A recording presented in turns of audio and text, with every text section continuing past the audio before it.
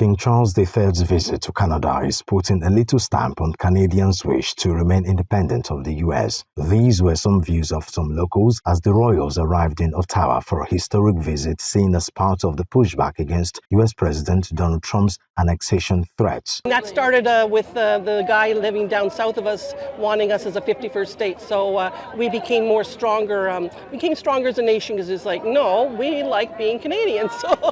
So yeah, this is putting a little stamp on that. What I can see here is his message is to USA. Canada is not for sale because of Trump is imposing a lot of tariffs, and because of that we are facing a lot of problems, and especially small business owners. Day by day we are facing a lot of problems due to tariffs.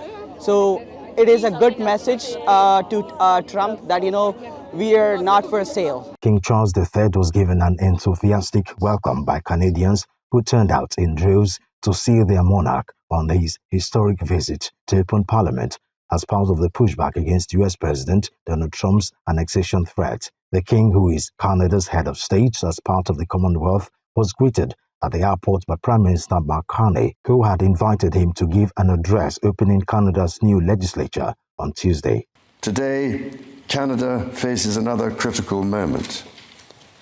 Democracy, pluralism, the rule of law, self-determination, and freedom are values which Canadians hold dear, and ones which the government is determined to protect. On their first stop in the Canadian capital, the royals visited a farmers' market where they were cheered by thousands of Canadians. The King also dropped the park for a street hockey game. The Governor-General, the so-called throne speech outlining the government's priorities, is typically given by the British monarch's representative in Canada. Queen Elizabeth II, the King's late mother, delivered a throne speech in Canada just twice during her long reign in 1957 and 1977. Charles, making his first visit to Canada since his coronation, has never commented on Trump's repeated talk of making Canada the 51st US state.